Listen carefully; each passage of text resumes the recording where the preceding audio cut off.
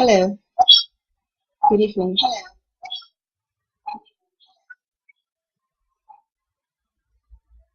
Let's start tonight with a prayer for peace as we light a candle and call peace upon our lives.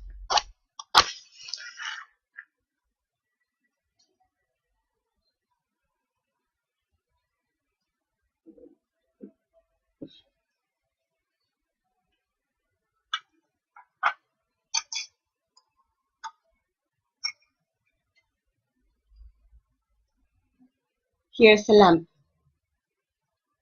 with a beautiful light, which is my prayer and my hope will find its way throughout the world and call peace upon our lives.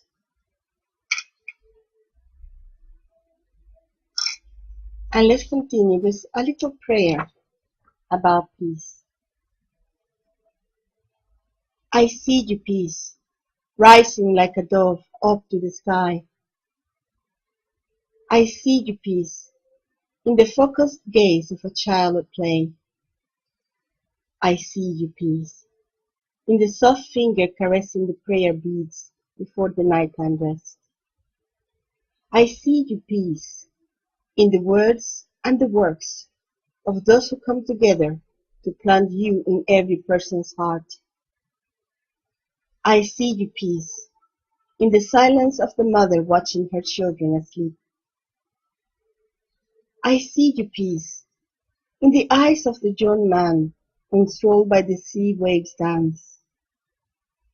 In every loving act, in every understanding word, in every sharing and giving, I see you, peace, rising mighty and tall. Good evening and welcome to Dose for Peace. My name is Karem Barratt. I'm an Interfaith Minister, and before we go into the theme of the evening, I like to share a bit of my spiritual experience and winding path. So I'm originally from Venezuela, and I live now in the UK, been here for the last 11 years. And my spiritual life started as a very, very laid-back Catholic back in Venezuela, which was good in many ways, in the sense that I was not brought up with any resentment or any beliefs that my religion was better than any religion out there. But to be honest, I wasn't the most practicing Catholic in the world. I did pray at night and prayed to God and had a very beautiful relationship with Jesus. And eventually, as I grew up, I started learning about other beliefs. And that made me question not so much the spiritual belief as such of Catholicism and Christianity, but historical part of it, if you will. Eventually, I left Catholicism itself and sort of got myself involved into Christianity in the sense of Protestant Christianity and evangelical Christianity. And to be honest, I really loved that time in my life. I had a sense of fellowship that I never had before, and it was the time when I actually started studying the religion itself. Unfortunately, but by the end of the process, I kind of stopped believing, which may be a problem. And well, it was a problem. And one of the reasons that made me walk away from evangelical Christianity was this idea of a loving God punishing people who had been brought up to have other beliefs, or a loving God having favorites somehow. Especially if you're a mother, it seems hard to believe that you would love one child over the other. So that was one of the reasons he made me walk away. Then eventually I found my way to where I am now, which is a very eclectic spirituality. I don't like to put a tag on it. But I would say, as it is right now, it's very pagan inclined, earth-based inclined. And at this moment, I am training to be a druid with the Order of Bards, Ovates, and Druids. I'm in the Bard stage, which I find really, really fun and fascinating, because one of my jobs, if you will, is to find divine inspiration, or what the Druids call the Owen, the Awen. And it's this idea that, spirit speaks to you, speaks to your spirit, it speaks to your soul, not only through meditation and prayer, but almost in everything there is. You find spirit voice in nature, and you find spirit voice in stories, and you find spirit voice in poems and music and songs, because spirit has inspired all that. And I have to agree wholeheartedly that is true. For many years now, I have noticed that I seem to find messages or lessons in the weirdest places. Spider can give me 3 lessons about life, and a plant can give me 3 lessons about life, and a sandcastle can give me lessons about life. And certainly stories that may not be thought as a spiritual give me a lot of spiritual food for thought. This is especially true, I have noticed, with children's stories and children movies. I'm the mother of a 10-year-old, so the last decade I have seen every Disney Pixar movie there is. And, well, I have enjoyed it. Most of them are good. But beside the entertainment value of the story, I find them very, very inspiring, and with many reminders of why we are here, and what we're supposed to do, and how we can relate to spirit. So in a way, that's the theme tonight. Those stories that are there at hand that can fulfill and nourish us. Especially if you like children's stories, or if you have children, it can be a very beautiful experience. I can think out of the top of my head about the Lorax. I have no idea if you have seen it, but if you haven't, you should. In principle, the Lorax seems to be a movie about the environment and how to take care of the environment and the consequences of not doing so. But when I saw it, I remember thinking, I can see this as our relationship to the divine, which, like the Lorax, comes and inspires us to act one way, usually the right way. And it's up to us to do it or not, like the ones you did. And if you decide to ignore that chat from the divine, that message from the divine is not really going to force you. The divine is not going to take his big invisible hand and move you from A to B and make you do stuff, because the divine is very, very wise. And it knows that if you don't learn the easy way, which is listening to the divine and go on the right path, you will learn the hard way, which is through the consequence of your mistakes, which is what happens pretty much in the movie. But it also teaches people to stand for those who have no voice. As the young boy, he came and said, I speak for the trees. I speak for the animals, I speak for nature, I speak for creation, and I stand against the powers that be to defend that which cannot really defend itself right now against technology. And when you do that, you connect yourself to the flow of life, which is another concept very common in pagan beliefs. Not only pagan beliefs, but certainly in pagan belief, that we are all connected and there's a flow. And as you go through life, the more you are in the flow, the more you're connected to reality, and the more fulfilling life is, and the more it makes sense.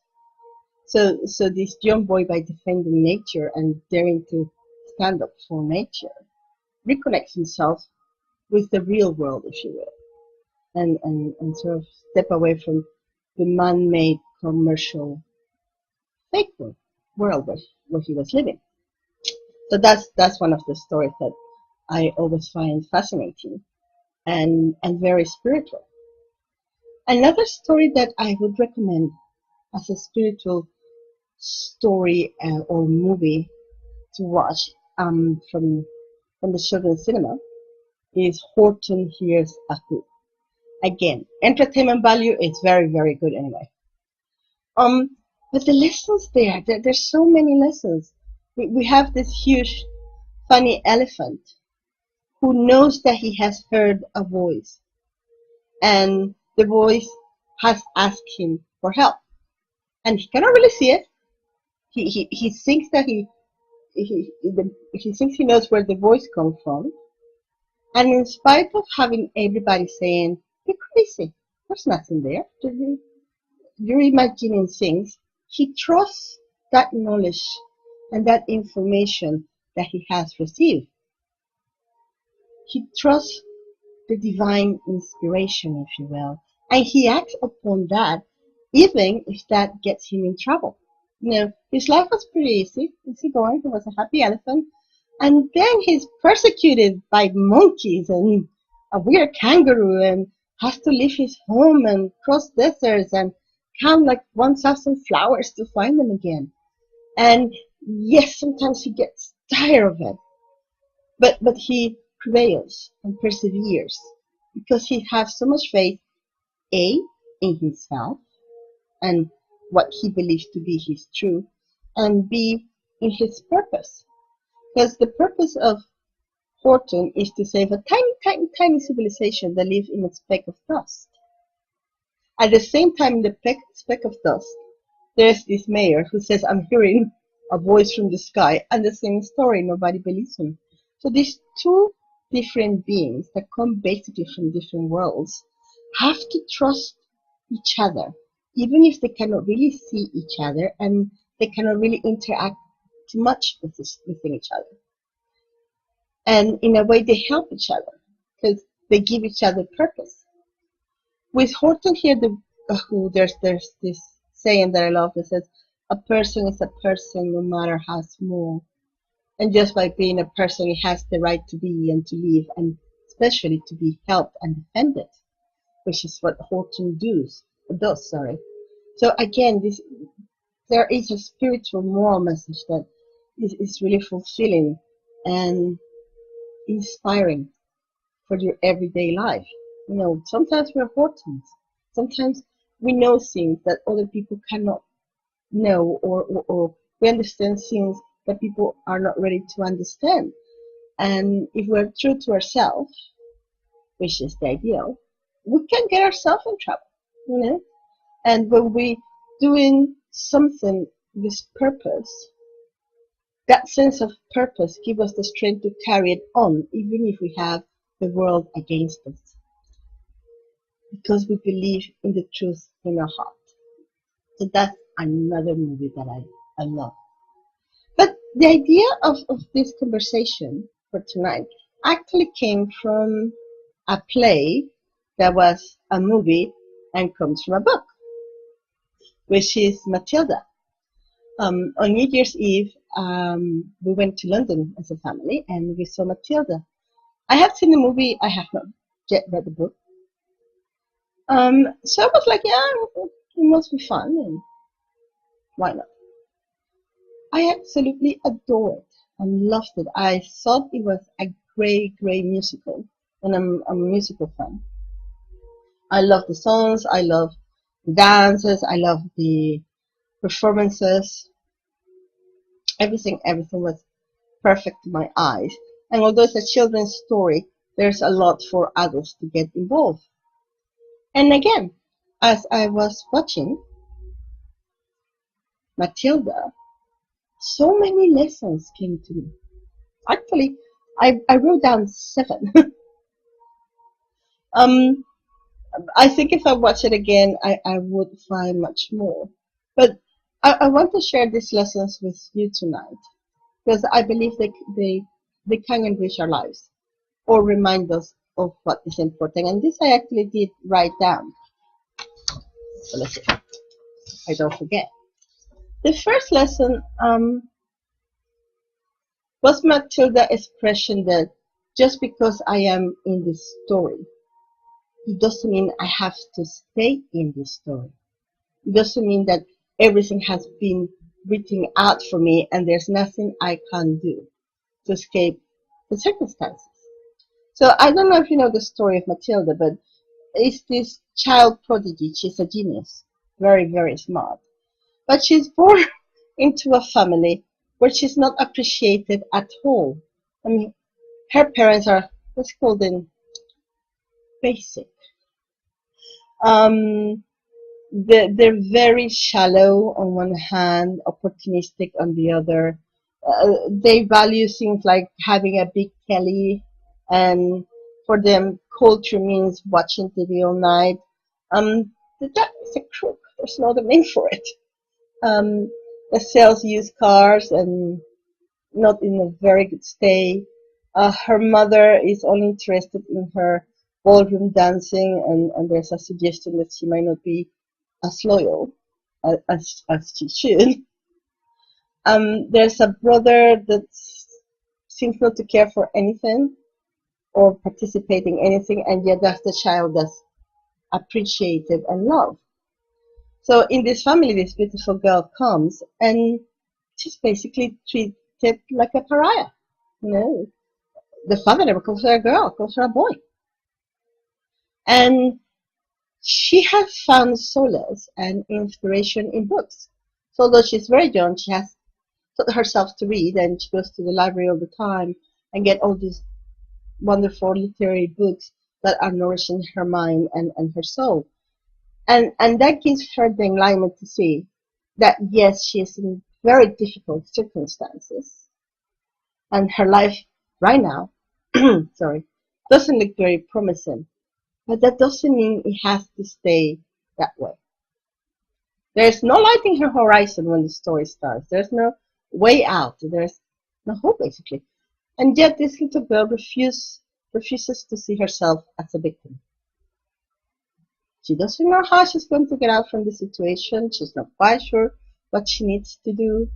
But she really believes that there'll be a day and a way when she will live this promised story that is her life, and live the life that she always wanted to live. And I think that's a great lesson, because many times we get depressed by our present circumstances, by the history of our families, by our own personal histories, by all our failures and all our challenges and all the difficult times. And many times the world doesn't help either. You know, we look out of the window, especially in a day like today when we have the shootings of Paris so recent in mind, and all that ugliness and all that negativity and all the violence. And yes, you can believe, you know, why bother? The world's a horrible place. My life is horrible. I can't see any way out. And, you know, I know I'm going to die young, or I'll always be poor, or I'll always stay in this abusive relationship, or, you know, my life is just a drag. And we can tell ourselves that this is our story and believe it and actually stay there because we chose to, in a way. But the moment we start questioning that reality, you know, is this all there is? Is my life really mapped out and there's nothing for me to do? Or is there other things for me to do? Are there other doors for me to open? Are there other exits for me to get out of the situation in which I'm so unhappy? That's the first step, to actually be able and get out of it and find the life that you were born to live and that deep in your heart you know you deserve. A life of joy, a life of purpose, a life of love, a life of beauty. It's all there. Just as there's ugliness in the world, there's beauty in the world. And just as there are hopeless situations in the world, there's always hope that can make things better and actually solve them. So that's the first lesson on Matilda. The second lesson I have here, oh, I like this very much. It cannot follow the first idea, is just because we have been hit and broken, it doesn't mean that we cannot mend and be whole again. So in the story, there's this little boy called Bruce, and he's a friend of Matilda. And he likes his pies and he likes his cakes. And he dares one day to eat the cake of the headmistress. Now, this is the headmistress from hell, really. At least in the musical, they somehow make her likable. In the movies, she's not so much. She's a totally horrible person. But this boy, Bruce, eats the cake and in a way then challenges the headmistress with this sort of eating cake contest. But at the end, he's put into the chucky. The chucky is like a small cupboard with nails and gas, and it's really horrible to be there. They don't say how long he's been in the chucky. But the next time we see him, he's totally broken. The joy is gone, the spirit is gone, half of his clothes is gone for some reason. His hair is a mess. He doesn't dare to look up. He's always looking down. Whatever the headmistress tells him to do, he just goes it like a little zombie in a way. And you can see how this whole spirit has broken this little boy. You know, he doesn't even play with his friends. And yet, as the story moves on, we have almost at the end of the play, Bruce standing on a school desk, declaring that he's free and that the headmistress has no power over him. You know, he's taking up his life, and whatever was broken, he's mending it because, again, he feels he deserves a better life than what he has. So many times in our life, we will be broken, and we feel like some part of us is lost, and we can never recover. And that can be true up to a point. But just because we're broken doesn't mean we cannot be mended. I once heard that the Japanese people, when there's a beautiful vase that is broken, instead of throwing it away, they put it back together with gold so you can actually see the scar, if you will, because that makes it more valuable. And I always like to think the scars are blessings, because a scar tells you that you have healed. And once you have healed, life can continue, richer in many ways.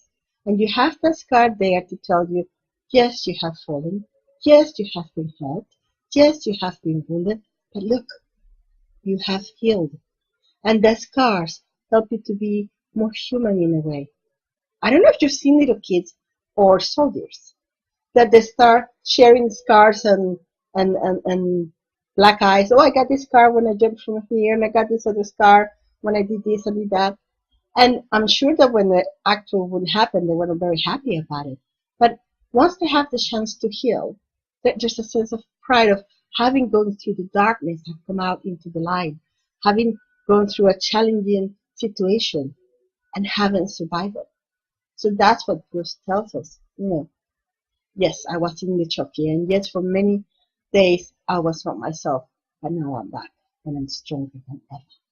So that's a very, very good lesson from Matilda too. My lesson number 3, I love this one. I wrote it out like this. When the outer world is in chaos and our thoughts are wild, causing further turmoil, we can always find a place of peace and quiet within our soul. I'm going to try to describe the scene. Matilda has challenged the headmistress.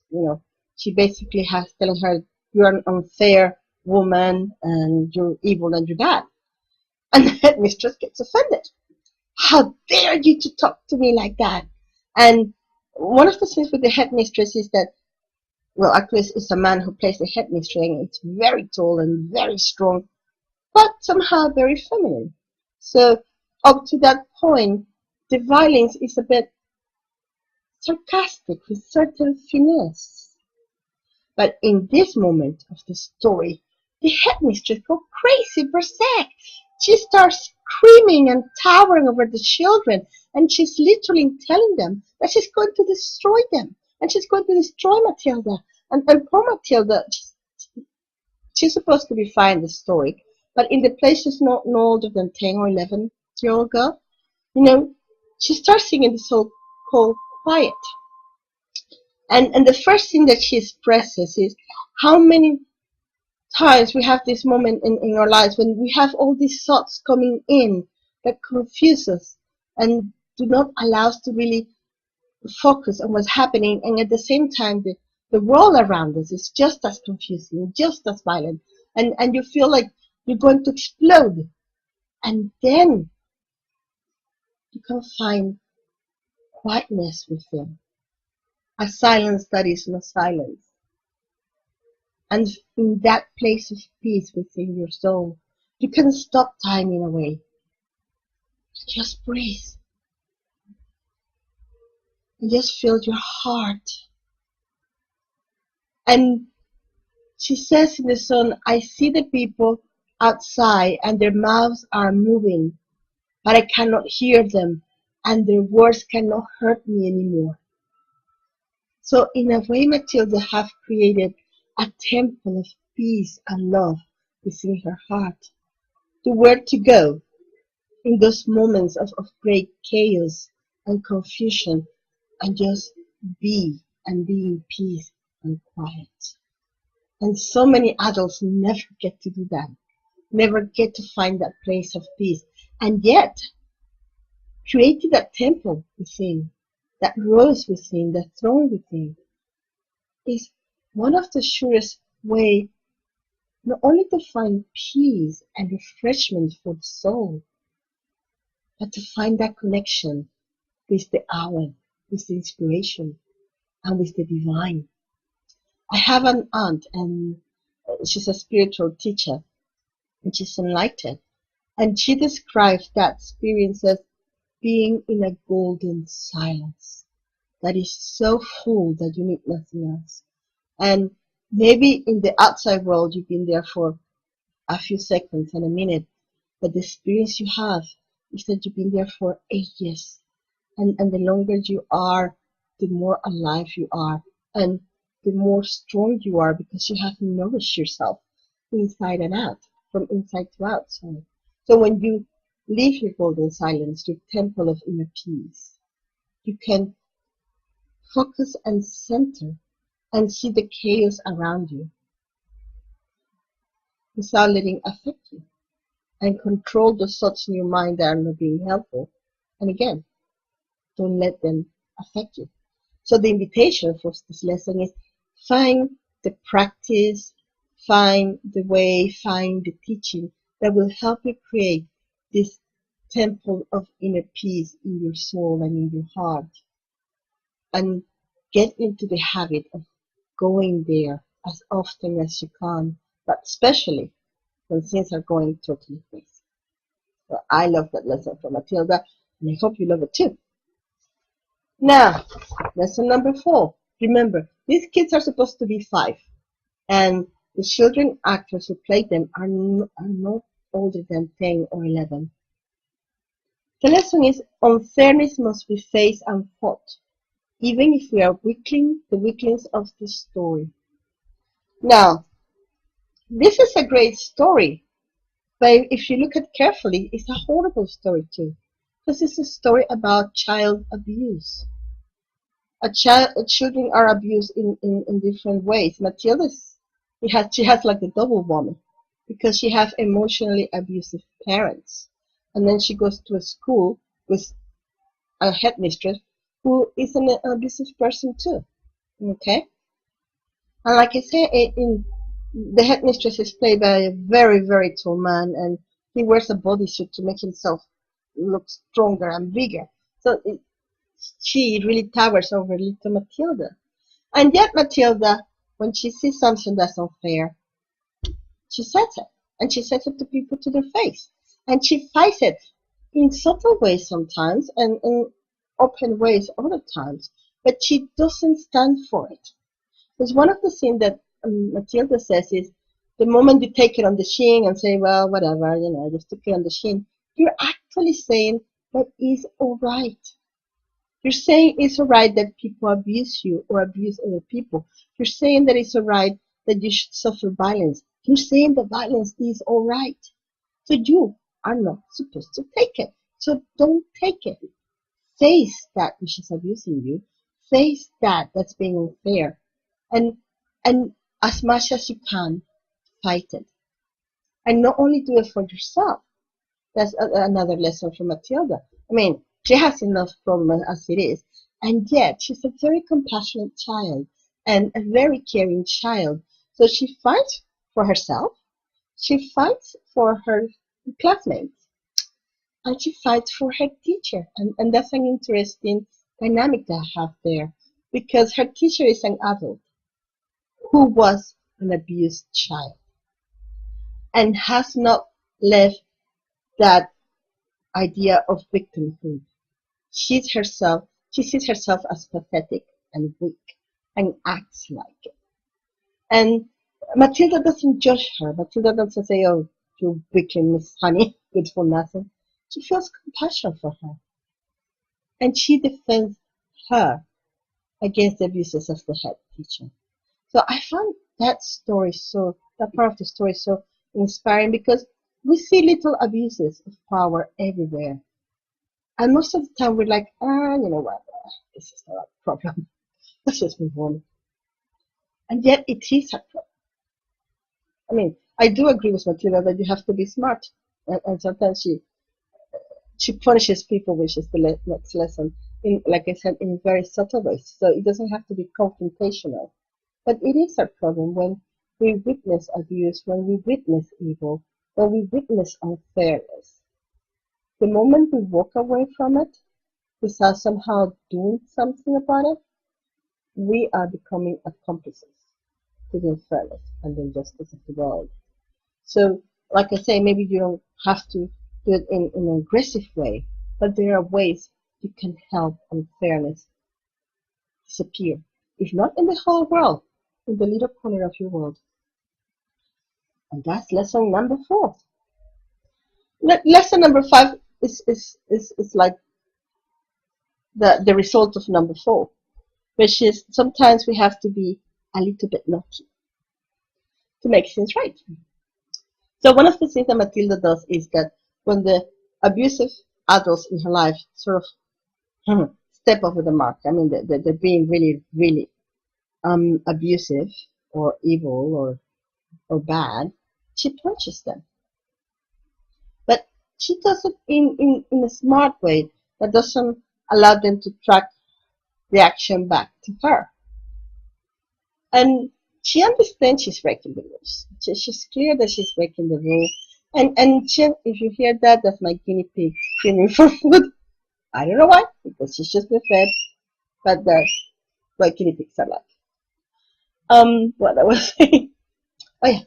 She understands she's breaking the rules, and she understands that in another context, what she's doing could be seen as bad. She gets it. But sometimes that's the only way you have to fight for your freedom, or fight for your rights, fight for what is right. Find your way out of a situation that is horrible. So it's not really a call of violence, but certainly it's a call to action. And an action that sometimes have to be beyond what has been established as acceptable. So I can see this in our daily life, like maybe protesting on the street or sending letters, or there goes the guinea pig again. How it's going to feed him, so we can have some peace and quiet. So see, that's the guinea pig being naughty, going against the rule of being quiet when mommy is talking to get her own way. So Matilda's asked us to be active and proactive and not passive when things are not working for us and when we are being the subject of abuse or violence or evilness. So that's lesson number 5. Now, next is number 6. I said this time I wrote it down, so I didn't forget. Oh, I left this one. Only compassion and forgiveness can give us true freedom. Now, like I said, Matilda's parents are like the worst parents ever. I mean, they're horrible. And the dad doesn't even acknowledge that Matilda is a girl. He doesn't even name her. He doesn't say, Matilda, come here, or Matilda said this, or Matilda said that. He says, the boy. The boy said this. The boy said that. And poor Matilda spends half of the story saying, I'm a girl. I'm a girl. So, yeah, I would understand Matilda if she didn't love her parents. It would be very, very natural. But in the story, the father has done some strange deal with the Russian mafia. And he tried to trick the mafia, and they have found him. And they're going to break his bones, literally. And the poor guy is this really, really skinny little guy. He's not going to survive that. And Matilda, at that moment when we could say it's the moment of revenge, when justice is being served, she says no to that kind of justice, to the kind of justice that is not justice but revenge. Vengeance. And of course, being Matilda, she knows how to speak Russian. She taught herself how to speak Russian. So she speaks in Russian to the Don of the mafia. And he's very impressed by that and says, you know, I like you, little girl. So I will break your father's bones so you can be free of him. And Matilda will say, you know, that's a kind of tempting offer, but could you please not do it? Could you please let him go? And again, the Don is impressed by her generosity and accepts to let the father go without punishment. And something lights up in the father's face and in his heart that he actually calls her girl and calls her Matilda. And he's about to leave the country and take her with him. And after this incident, he stopped and said, would you like to stay with Miss Honey? And forever, you know, live with her and she'd be like the person in charge of you. Which, of course, what Matilda had wanted all along. And Matilda said, yes. And the father says, okay. And he hands Matilda to Miss Honey. Now, I don't think he would have done that if they had broken all his bones, just because he would have been in the hospital. And probably being just the same horrible man that he was. But in this action of generosity and compassion that his daughter has towards him, he finds a moment of redemption.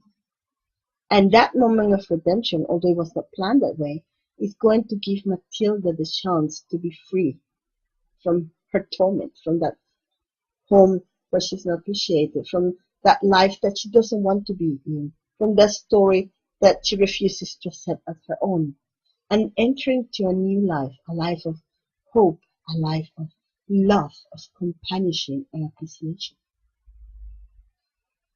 So yeah, that's a very, very good lesson. For Matilda, for the dad, and for everybody. So I invite you to think about it and apply it when you have time. Now, lesson number 7. This is the last one. And this is directed to all of us. The biggest responsibility we as adults have, whatever we're related to them or not, is to care for, protect, educate, and love children. And this is not an easy one, but it has to be done. If you're a parent, or somehow you're in charge of children, I do get that sometimes life gets hectic, and I don't want to look like I'm the perfect mom because I'm far from it. But we have to leave behind that model where children are seen but not heard, or the model that follows where they're so over pampered that in a way they're also damaged. We have to relate to children from a place of love and from a place of equality and understanding. Because it's true that the child does not know what being an adult is like. But we as adults do know what it's like to be a child. And many times we forget or romanticize our experience one way or the other. But if we sit down and think and reflect and open our heart and open our mind, we can go back in time. And we know what it's like to be little and have a giant over you, hands on the hips, finger nagging, saying do this and do that. We know what it's like to be screamed at. Some of us know what it's like to be slapped or hit with a shoe or a belt or a cane. Many of us know what it's like to feel that you're not good enough. No matter what you do, the adults in your life are not pleased, and they say so. And it's so easy to hurt a child and so difficult to heal that hurt. I mean, we have seen with Bruce that it is possible to heal ourselves, but it doesn't mean that it's easy. And when we're talking about child abuse, be it mental, be it sexual, be it emotional, we're talking about a long, long, long chain that goes through generations. Most children are abused by adults who were abused in turn. And those adults that abused the parents were abused in turn. And it's like dragging hate and dragging resentment and dragging violence and dragging tragedy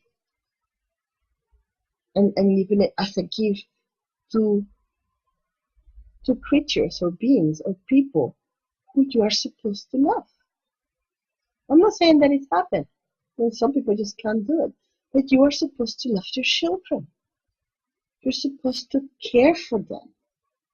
When you choose to be a parent, it's a commitment. And it's a commitment like forever. You know, the commitment does change as the children grow. But it's never broken.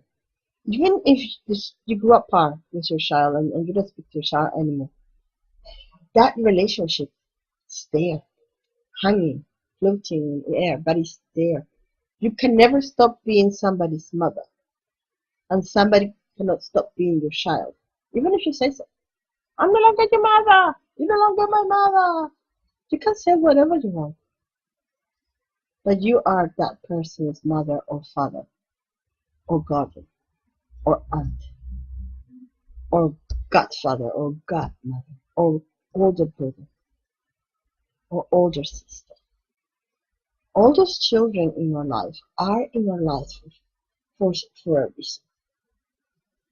And part of the reason is for us to be their defenders, to be their teachers, to be their mentors, to be their clowns, to be their storytellers, to be that place where you come, where there's nowhere else to go. You know, I usually see myself as a nest for a bird or a house. You know, for many years the little person in the house is there in the house, and then it goes, but it always returns, and I'm there for that. And like I said before, it's so easy to hurt a child, but yet it's not that difficult to take time and think, you know, am I punishing this child because it did something that deserves punishment for correction? Or am I punishing because somehow my ego feels offended? Oh, I am the adult, I am the queen, I am the empress of this house, and there was a rebellion, and this child has not obeyed, and blah, blah, blah, blah. The word that I use, is it the right word? Would I speak to an adult like I speak to a child? Would I speak to the son or daughter of my boss maybe, like I would speak to my child? Would I accept the words that I say to my child as normal? And if the answer to that is no, then you have to rethink communication. There's this story I once read about a little kid who was being very, very rude and saying horrible things to people. And no matter how much the parents tried to explain why this was wrong, the kid would continue. So one day the father gave the kid this beautiful box made of wood. Beautiful, beautiful box, very valuable too. And the child was very happy because he could see the beauty and understood the value of the box. And the father gave him some nails and a hammer. And he said, hammer the nails in the box. And the child's like, huh? Let's do it, hammer the nails in the box. And that's what the child did. And then the father said, well, now take off the nails from the box. And the child's like, okay. And he takes the nails from the box. And then, yes, the box still there, and technically still beautiful, but it's full of holes. You know, and there's really no way to really fix this hole, nor an easy way. And the father says, the nails are all those hurtful words or actions that you do to a person. Taking them off is when you say, oh, sorry, I didn't mean to. Yeah, you know, it takes away the nail, but leaves the hole. And yes, with a lot of work, you could fix this hole and make that box as beautiful as it used to be, or as close to that. But it's a whole process that wouldn't be necessary if you had been gentle and loving and careful with the box. So it's true with the children. And believe me, I understand. Sometimes you're not in the mood, and sometimes they drive you crazy, and sometimes they're just misbehaving, and sometimes you want to scream, and sometimes you do, and it's going to happen because we're not perfect. We're human too. The thing is, what you do after the moment when you lost them is, you know, apologize. Explain that you lost it and you're sorry and you will do your best to do it. But also try not to lose it as much. You know, try to find the place of peace that Matilda found inside herself. And to help you do that, I'm going to give you a little centering practice. Many of you may know it because it's not really that original. But in case you don't, or you have forgotten, let me show it to you. It's very simple. Just sit down or lie down, and you're going to breathe in and bring all the air to your tummy, okay? Until your tummy pops out again. And it's like, you know, breathing from your chest, but almost from the ribs, to your ribs span, and then you let it out slowly. But as you breathe out, you push your abdominal muscles.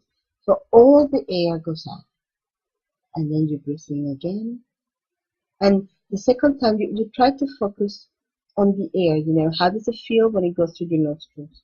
How does it feel when it comes down your throat and all the way down? And then how does it feel when it goes out? When you feel the warmth, what sounds does it make? Then you do it a third time. And this time, you're going to start focusing on different parts of your body. Okay? So it's like you're breathing gently now, and you think, my feet, my calf, my legs, my buttocks, my hips, my stomach, my torso, my back, my shoulders, my arms, my hands, my neck, my throat, the back of my head, the top of my head, the muscles around my eyes, the muscles around my mouth, my face. And that's all you do. Now, you're going to imagine a light. You know when you go to the supermarket and there's like this scanner light that goes wow, wow, up and down the product. But you're going to imagine a light like that that goes from the top of your head slowly all the way down to your feet. And as you imagine that light going all the way down, you're going to touch yourself. My head is relaxed, my eyes are relaxed, my neck is relaxed, my shoulders is relaxed, my arms and hands are relaxed, my torso and my back and my abdomen are relaxed, my buttocks are relaxed, my legs are relaxed, my feet are relaxed. And then you bring it from the bottom all the way up. And the same story. Now I'm more relaxed, my feet are more relaxed, my legs are more relaxed, my body is more relaxed, my shoulders and arms and hands are more relaxed, my face is more relaxed. And you do this several times.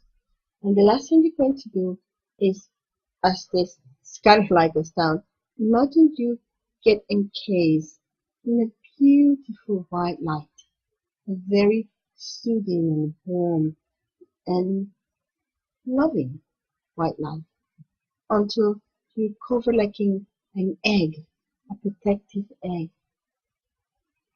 And you just breathe in and you breathe out. You just enjoy the sensation. And every time you feel that the world's going nuts, you go to the bathroom, you go to your office, you go to your bedroom, you find a tiny space. Doing this doesn't take more than 5 minutes. And just do your breathing, do your scanning light, do your protective light egg, and I assure you, you will feel better. You will feel more at peace. You will feel more expanded. And when you're in that situation, then you can focus better. You can see the world better. You can, is it really necessary to be this angry? Is this response the right response for this? Or can I find my cool again? Can I find a creative answer for the situation? Can I find a peaceful answer for the situation? And if I can find it, can I endure the situation as it is in this moment without letting affect my inner core, my true self? So just make it a habit. Even if you do meditation or visualization or prayer, when you start with a centering practice like this, it gets you in the zone, as the athletes would say, or in that state of mind and soul, which opens you to receive the hour of the inspiration and receive the peace of the divine in your heart and receive whatever meditation or prayer visualization will give you in that opportunity. Okay? Well, I'm seeing there's almost time to go. So I really, really want to say thank you for staying and listening and for giving me the opportunity of share these ideas and do my little bit for peace and love in the world. And I want to end with a prayer that I actually wrote a few days ago, inspired by that song from Matilda of Quiet, and the way that I received the idea of this quietness is a way to commune and be with spirit or the divine or the God or goddess as you understand it. So I will read it to you because I don't know if I have it. It's called Spirit Be. A spirit of light, be the vessel in which I sail through the storm. Be the lighthouse that guides my way. Be the heart that warms my bones, soaked by the rains of life. Be, spirit of inspiration, the cool water in my desert, the comforting shade over my head, The little flower growing in the crack of the stone, showing me that without you, that with you, anything is possible. Be a spirit of love, the golden silence that can bring me into the peace, the little bird song that gives me hope, the teenage cheerleader in my ear, encouraging me to go, get up, and move on. Be a spirit of life, the caring hand over my feverish forehead, the warm bread that nourishes me after a hungry day, the sun breaking through the clouds, the stopping my heart in awe, reminding me that I live in a magical, wonderful world, full of beauty and tenderness to cherish and to hold. And be a spirit in me, in all, within and without. Yes. This is Karem Barratt, and it's time to say goodbye. Goodbye.